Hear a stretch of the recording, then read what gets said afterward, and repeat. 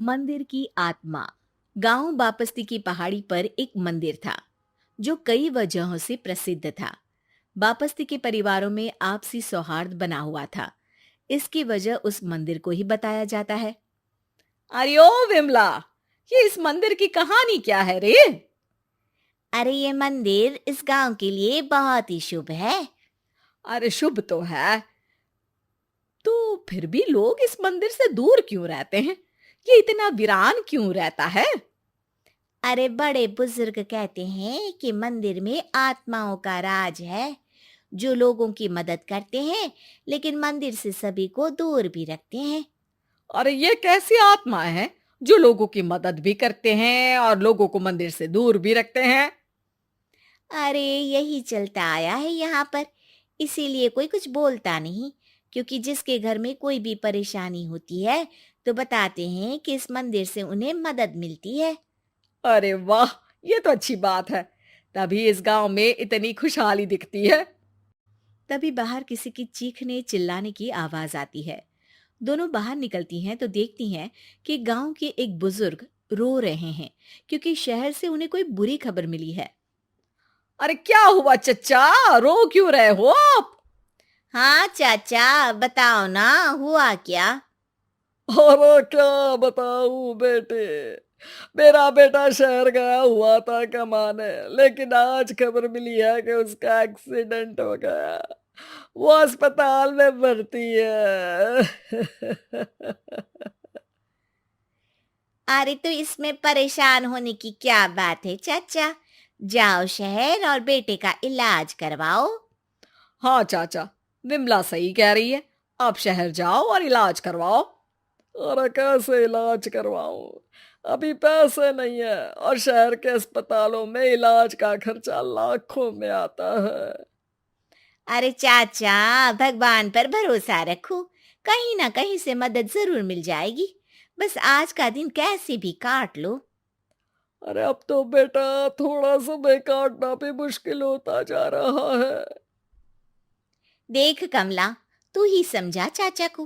अरे पैसों का कहीं ना कहीं से इंतजाम तो जरूर हो जाएगा। अरे चच्चा, जब विमला कह रही है तो थोड़ा उस पर भी भरोसा रखो।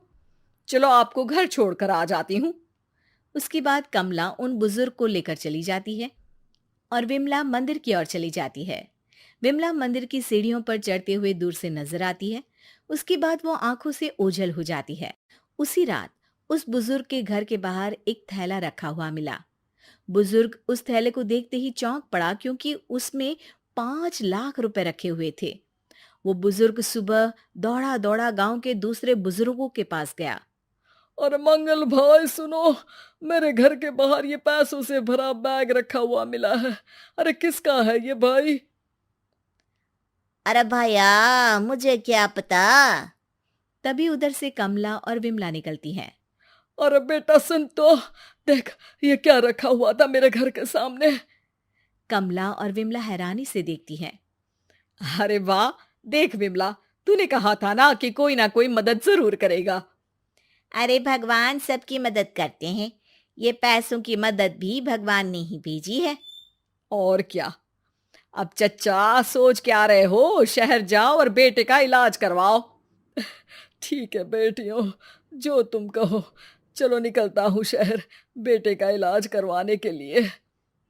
अरे विमला, एक बात तो बता, ये इन्हें मिले तो कैसे मिले पैसे? अरे मैं ना कहती थी कि ये मंदिर सबकी मुसीबतों में मदद भेजता है। अरे वाकई बड़ी पुण्य आत्मा है मंदिर में। सो तो है, लेकिन उनके बारे में लोगों को कम ही पता है। अच्छा, और तुम्हें क्या पता है? अ, जितना पता था वो तो बता दिया। ना रे ना, मैं नहीं मानती। तू कुछ तो छिपा रही है। अरे कुछ ना छिपा रही, जो पता था वो बता दिया। मंदिर से लोगों को मदद मिलती है, बस इतना ही पता है। ठीक है बाबा, अब नहीं पूछूंगी। इसके बाद उसी रात कमला चुपचाप अपने कमरे से निकलती है और मंदिर की ओर चल पड़ती है। कमला धीरे धीरे मंदिर के दरवाजे पर पहुंचती है। अंदर से हल्की हल्की रोशनी आ रही थी। इसके बाद जो वो देखती है वो हैरान रह जाती है। कमला इसके बाद तेजी से वापस लौट आती है। दूसरे दिन सुबह सुबह। अरे विमला, तू तो छिपी रुस्तम निकली। है? ऐसा क्या छिपा लिया मैंने? अरे तूने तो भनक ही नहीं लगने दी और चाचा की मदद भी कर दी। हैं? ये क्या कह रही हो? ऐसा कैसे कह सकती हो तुम? मैंने कोई मदद वदद नहीं की। अरे सब पता है मुझे, कल रात मैं गई थी मंदिर। तो क्या देखा? अरे तुम्हारा पति और कुछ लोग वहां दिखे। बोरियों में नोट भरे हुए थे और सभी नोट गिनने में लगे हुए थे। तो तुम्हें क्या लगा? वो क्या कर रहे थे? अरे मैं समझ गई कि वो लोग कहीं से डकैती कर पैसे लेकर यहाँ मंदिर के पीछे छिपाते हैं। अब जब तुम जान ही गई हो तो बता देती हूँ, लेकिन ये बात किसी को पता नहीं लगनी चाहिए। मेरे पति डकैती नहीं डालते हैं, बस उन लोगों से पैसे छीनते हैं जिन्होंने गलत तरीके से पैसे बनाए हैं। और फिर लोगों की मदद करते हैं। यही है वो पुण्य आत्माएं जो लोगों को मदद पहुंचाती है। अब समझी? हाँ, अब समझी उन पुण्य आत्माओं का चक्कर। सही है,